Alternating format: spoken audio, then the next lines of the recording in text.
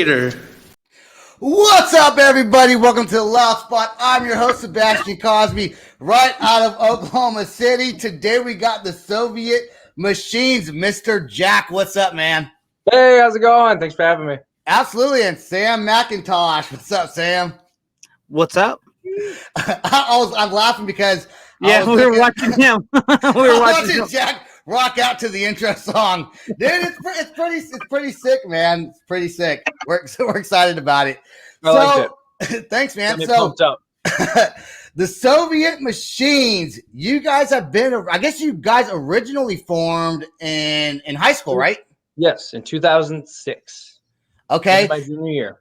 Okay, and then you guys played steadily until what, 2009 or 10? Yeah. And now before you took a 10-year hiatus, kind of came back, but during that time from your high school years till now, has the music stayed the same throughout the decade of not playing? Well, yeah, we revisited a lot of old stuff, and then we had some new stuff that was unfinished from back in the day. So the new record in particular, it's kind of like, a culmination of the old and making it new and revisiting it in the best way. So yeah, we're stoked on it. It turned out really great. So are you taking old songs that you did from back then and reinventing them, or is it all new material? Kind of a mixture of both. It was kind of a nice segue where we took old songs we never got to record and still kind of held up, and then finished some old ideas that were never finished. So I guess you'd call that a new song, but taken from the old. And then there was a couple that were just completely new as well. So it was cool to kind of pack that all together. Is it more like a Minneapolis thing? Because Prince loved to do that too. He loved to take something that he didn't want to release for like the longest time, revisit it, make it really fluffy, and then put it out. And then, of course, now since his death, now we got like this whole new stuff that's going to be coming out. There's a whole catalog. Yeah, there's a vault, full. Yeah, I'm excited. I'm excited. I want to hear this new stuff because he was so picky that he didn't want certain things to come out. That I want to see what kind of stuff comes out. And his brain was really, really weird. So we're gonna find some weird stuff out there that people are going to be like, why didn't he release this? And of course, he's not here to answer that anymore. But he'll be like, that's because that was my brand. It was smart, man. Yeah, it's great. I mean, it lives on after you're gone, and yeah, they're still discovering new stuff about from them, and I think that's really cool. So I'm all for it. Revisiting the old or park it. Sometimes you just got to park on it for a little bit. Sometimes you want to get it out right away, but that's just, I don't know. Songs are weird. They're a weird thing. I was listening to your music videos earlier, and it seems like like the style of music you guys play, which I know we talked off camera. I call it grunge punk or something like that, right? So fully support that term. It's a mix of grunge, and you can tell you guys have punk influences in your music. So it's just like, I think that kind of style of music, that genre is kind of making a comeback. I think a lot of stuff from like the 90s and early 2000s is making a comeback. I totally agree. And it feels like we're in good company. Like we're coming out at the right time. So it was completely by accident, but I'm happy to be doing it again. It's my favorite kind of music. So happy to be making it and putting it into the world, Well, Sebastian loves to put two words together. So he'll put like just like chocolate rocks, It's like, what does that even have? What is that? And so you can probably come up with good band names. Yeah, no. Actually, he's his own band generator. Matter of fact, if anyone's watching, he will gladly come up with your band name just by listening to the style of your music. That's it. That's it. And then the grunge punks. The grunge punks. Hey, don't forget that term, man. If the press starts picking that up, I'm gonna have to be like, hey, man. Yeah, that came from some weirdo in Oklahoma City. Don't forget this show is sponsored by Recollection Graphics. Check out Evan Chavez and his work. He's designed all of our logos and stuff like that. He does a lot of superhero cartoon stuff. That's his specialty. So if anyone's interested, check out Recollection Graphics on Facebook. Yep, I do got to ask you guys a question. Whose idea was it, after a 10-year hiatus, to come back and start the band back? I mean, was it your idea? Well, so Marcus and we started the band when we were kids. I mean, I was a senior when he was, I think, a freshman.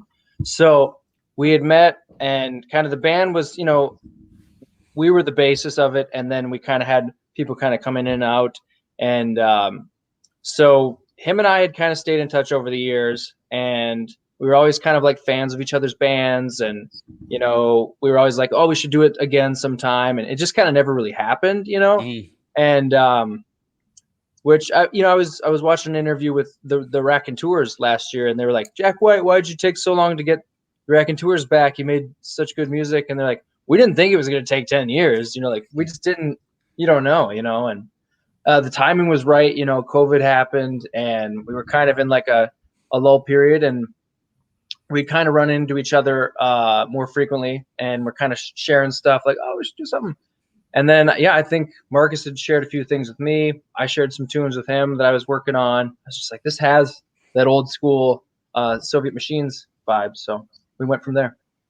Did it really happen over a night of drinking? Like, yeah, we should do it together. We should do it, man. And that was part of it. That was for sure part of it. The first practice was very like, let's have a beer. Let's, This guy, that's how his business is done over beers. Oh, if you get him drunk, he's going to say yes to everything. Dude, I was drunk when I started a podcast. I was like, I'm going to start a podcast, man. And then I did it. Look where you're at now. And then I visited Oklahoma City to visit him, got drunk with him. Here I am now. That's why life's a cool thing. You never know. Yeah. That's right. Leads to places.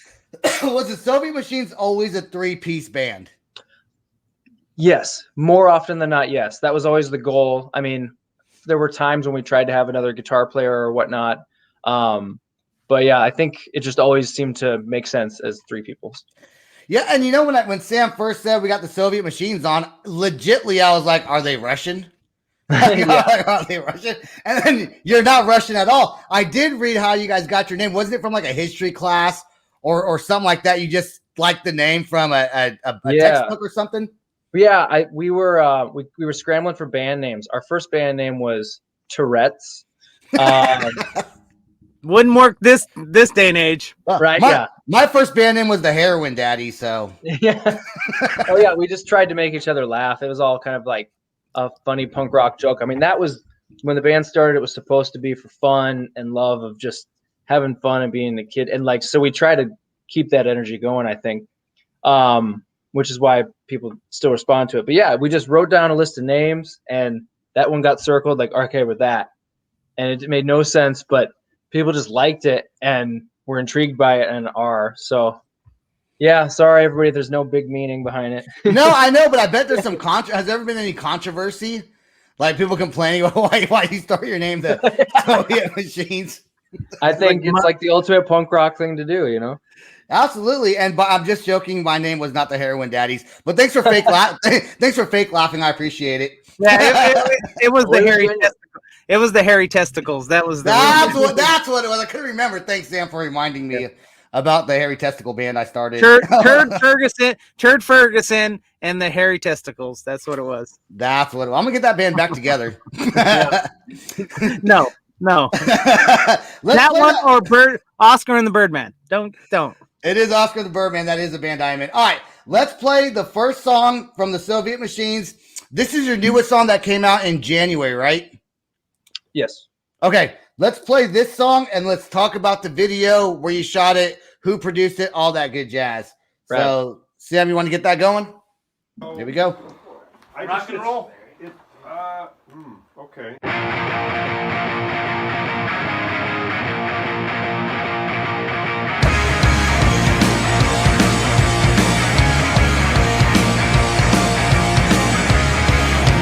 I went down to the river with a bottle of gin, and I put my boots on the snakeskin. I came down and I walked right out the door.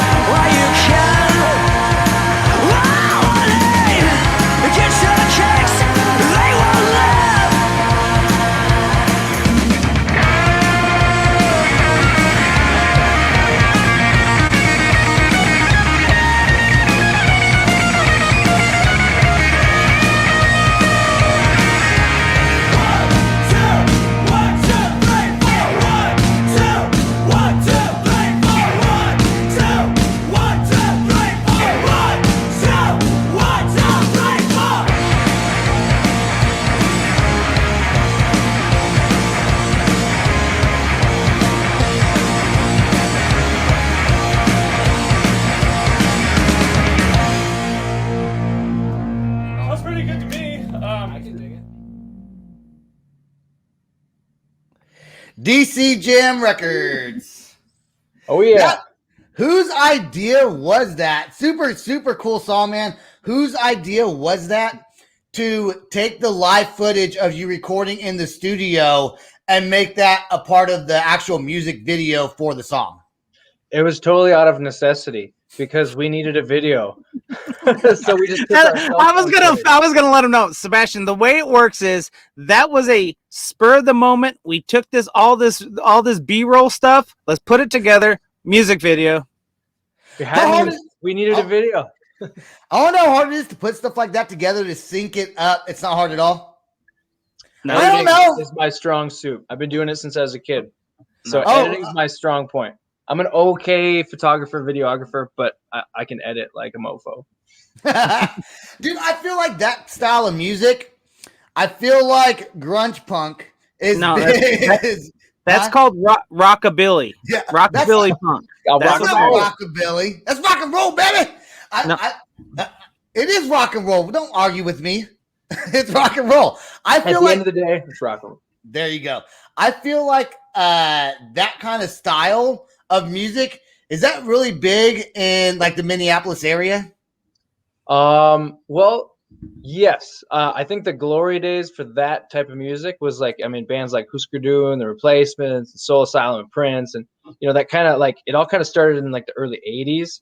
The last couple decades, I'd say it's been like Rhymesayers and Doomtree and hip hop coming out of there, but there's a lot of good bands starting to come up again that I've seen. So I hope to just be, we hope to be one of them. Yeah, man. Were you guys creating a buzz back in the early 2000s? Because you got some pretty big producers or a producer doing your music, right? Yeah. Well, for this, what you just played, the self-titled record, we worked with Jack Endino, who's in the video. They call him the Godfather of grunge. Like he worked with Nirvana and Soundgarden and Afghan Wigs and so many great artists. So that was a cool point to get the band back together, get doing the thing, and then work with Jack it was rad. It was super cool. If you guys were creating a buzz back in the early 2000s, enough to where you kind of just started up again and were able to get kind of picked up and do some things, why did you decide to stop doing music back then? Well, I think there was we were different ages and oh yeah, because you were a senior, he was a freshman, so yeah. So right out of high school, you were like doing the party life. I'm out of school, and he's still. I was, he's I was living the college life without being in college. Right, I did the same thing. Yeah. Yeah. So, well, and everybody was on the fence. Our bass player at the time as well. Like, are we going to do school? Are we going to tour? Are we going to get signed? We were, and it was a lot of moving parts for young kids, which we were. We were anywhere from 16 to 18 years old, and you're dealing with stuff like record contracts and tours and managers and agents and all this stuff. So it can wig you out a little bit.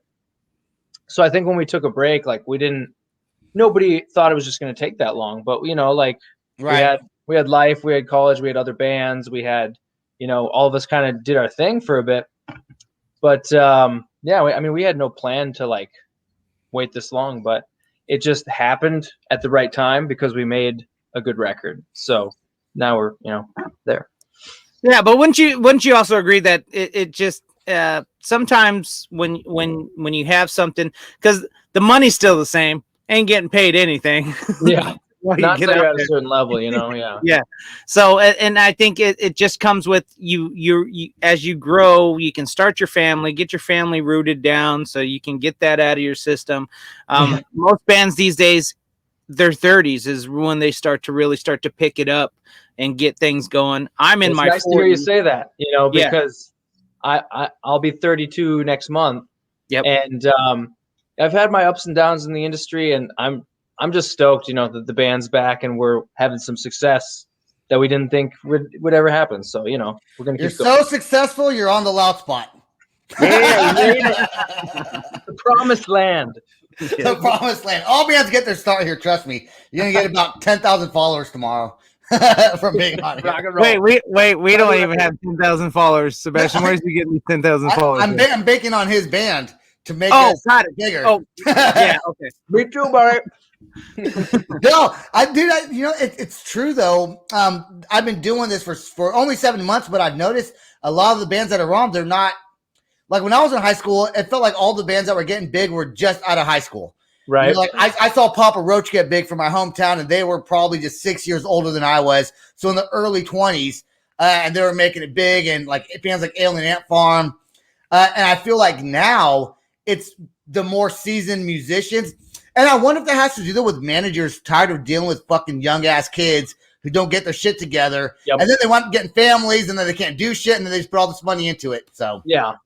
By the time you're in your 30s, you're settled down. You know what you want to do. You have a better vision of your future, I guess. Yeah, it's not so crazy. I saw this great like meme or whatever you want to call it of like, rock stars in the 80s, and it was like Slash passed out with like a bottle of whiskey and a guitar, and then it was like rock stars now, and he's like at his computer, and he's got his like, headphones, and like he got his glasses. Sharing on Instagram. It's different, Yeah, well, with his credit card, getting ready to punch in his Google ads, those kind of things, making sure that he's getting on Spotify playlist, all those kind of things. The industry has changed so much. I used to want the kid that was right like 18, 19 years old, because I knew they lived at home with mom, had no bills, can hop in a van, go do whatever you want.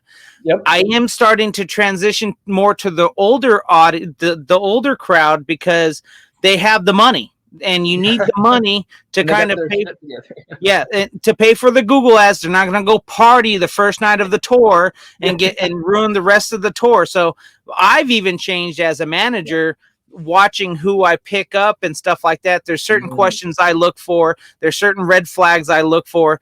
Of course, if you don't, if you can't, if we, set a time to talk and discuss business, and you decide literally an hour before that I'm going to cancel on you, then that's a red flag. We're done. Right. I'll revisit this later on down the road, but that's already telling me you're not serious, because you could have told me the whole day long that we could reschedule, or a band that just doesn't have very much money and doesn't understand what Google ads do for you. Yeah. And instead, so they'll spend $10,000 to record the album, but have zero money to market promotion. Because just because you got something good, I mean, literally, you know how many good bands there are?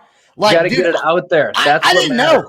When I started this podcast, I had no idea there was that many good bands that existed. And I'm like not even at the tip of the iceberg, and I've had over your 100 episode 111.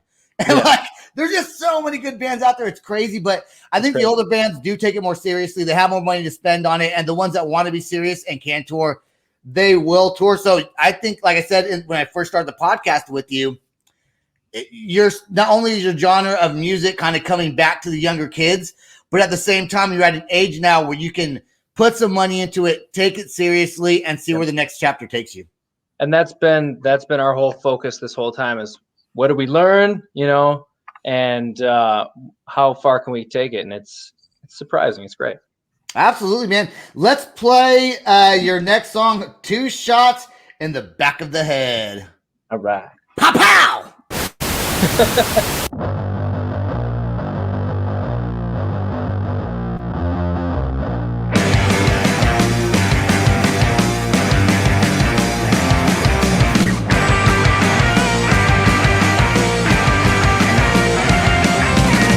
Never saw the light when we died, choking on our pride, drain the pressure, collide, brain dead greater minds, and there is no time like the past. Tomorrow never lasts, so give up, give in. Are we ready to begin? Out of the ground, back from the dead. 2 shots to the back of the head, spinning out the shares, and that sweet sound is so-called friends. As we put them all to rest, you're up the coast.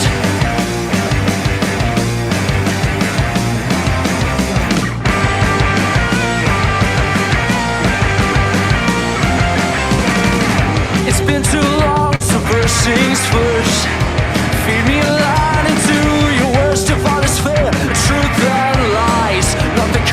as deep as ties. But keep your distance, don't kill me quick. I wanna taste your sick, sweet mother of invention. I want the worst of your intention. Out of the ground, back from the dead. 2 shots to the back of the head, spitting out the shells of that sweet sound, so-called friends. As we put them all to rest, give up the ghost.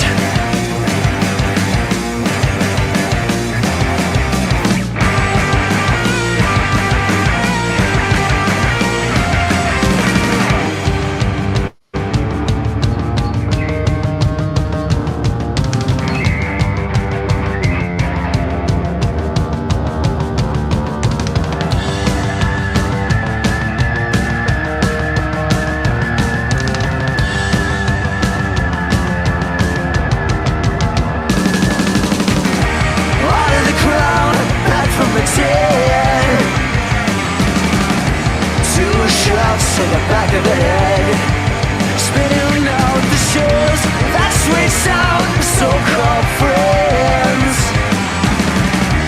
As we put them all to rest, give up the ghost.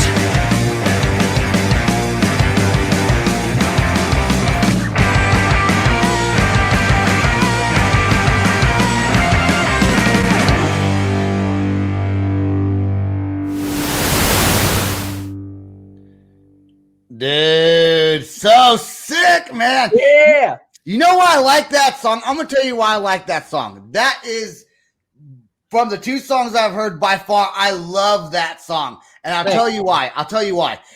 To me, not the music, but the vocals. The way the vocals are in that song reminds me of the same kind of harmonies that Matt Skiba would do from Alkaline Trio. And I love Alkaline Trio. And you guys can disagree with me with that. I don't care.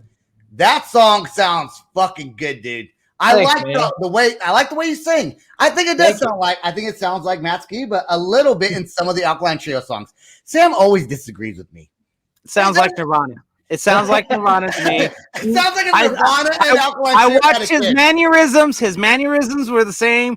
The fucking hallucinogen, that was pretty cool because I was like, I remember being like that, by the way. That's what mushrooms feel like, just to let you know. That's exactly what mushrooms feel like. Isn't it weird how people could take a song and have 2 completely or 3 or 4 different opinions of what they feel? You know, because I listen to a lot of Alkaline Trio, so that's why I would relate it. Not the music, but the vocals to it. But most people would disagree with my comparisons anyways. But dude, I love that song, man. That song is really good. Appreciate that. Yeah, it's one of those things. That's what people tend to forget. Music is art, and when you look at art, you interpret art from what you interpret it for. So like when I listen to a band, I will hear certain things that it'll pick out in my brain and say one thing. So like that song says Nirvana, Kurt Cobain, all those kind of things to me. Of course, the aesthetics of the tie-dye t-shirt, the backwards hat, the scruffy beard, all those things fit into place. Whereas Sebastian says Alkaline Trio because of the vocal structure of that for the most part. And that's okay. Now, the problem I have in this industry is the fucking music snobs that decide, no, you're wrong, I'm right. No, neither one of us are right or wrong. That's true. It's what we interpret. Exactly. You know, it art is art. It reminded me of Slipknot meets Lamb of God. Okay, I will go. What the fuck? No, it's hard, bro. It's hard. No, that sounded like Madonna meets Liberace. Dude, all right. So we kind of keep our shows right around 30 minutes. So we're already running out of time, man. The Soviet Machines, Jack, you've been super great to have on here. If you can mention one thing about your band you want your fans to know, my fans to know, on a public platform, what would you want to say? Our self-titled record is available now, and you should go get it. You should check out our stuff. You should share it with friends. And keep an eye on us. We're going to do Well, something. We're gonna do some cool where do stuff. they go? That's the biggest thing. Where do You they go? everywhere online. You go to iTunes, Spotify, YouTube. You can go to facebook.com/the Soviet Machines. I'm working on our website, but we also got Bandcamp, and we also got all sorts of cool stuff. Instagram. I don't know if we have a Twitter. I don't know if they do that anymore. But and your fans only. Yeah, Only fans where we do stripteases for tips. That's right. But only if they buy the record. That's right. We want to give a big shout out to Mike Kubelos from Earshot Media for hooking us up with the Soviet Machines. If you are a PR company, hey, hit us up. We'd love to interview your bands. Don't forget to also take a look at our website at www.theloudspot.net. Go pick up some merchandise as well to help support the show, because all this stuff you see here costs money. We don't get any, but we got to pay for the programming. Sebastian? Yep, and don't forget, all of our episodes are on Apple, Spotify, iHeartRadio. Go check out YouTube. We're on Facebook Live every Monday, Wednesdays, and Friday nights. We got merchandise. We're growing the show constantly. We've done, just this last month has been crazy. So go check us out, theloudspot.net. Like Sam said, if you're interested in being on the show, theloudspot@gmail.com or .net. Theloudspot@gmail.net or Sam at theloudspot.net. Did I mess that up?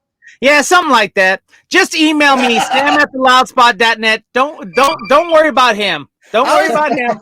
I put down .com on there on accident for some reason. I don't know why I do that. It just naturally comes out. But yeah, theloudspot@gmail.net. All right, the Soviet Machines, go check them out. Go check out their Bandcamp. Go check out their iTunes and Spotify and all that good stuff. Jack, buy their new album. Go get it. It's awesome. Absolutely. And Jack, don't go anywhere. Stay right there. Sam, is the outro stuff ready yet? Yep, here we go. This is the Loud Spot outro by nothing short of tragic. Is this all talk with no action? No. Is this my thoughts with distraction? No. Is this what I bought that's in fashion? Or is this the Loud Spot with Sebastian? Yes. Does nothing short of tragic have us back again? Yes. Does everything that's good really have to end? Yes. Our pin post has a pin show, so to get more episodes, make an order, this is over. Thanks for watching our video. If you liked our video and you watched it on YouTube, make sure to click that subscribe button and click that bell to get notifications. If you watched it on Facebook, don't forget to click the like and share it with your friends. And if you watched it on Instagram, share it and give us a follow as well. Sebastian, he's going to tell you where to go to listen to the audio and get some cool merch. Sebastian? Go to www.theloudspot.net and make sure when you go on YouTube to smash that subscribe button to make sure you get notified every time we have a new video. Subscribe on Facebook. We go live Monday, Wednesdays, and Friday nights. Please give us a like, give us a share, comment, tell your friends. We're trying to do this big. Peace out. Rock on. Much love. Bye, guys.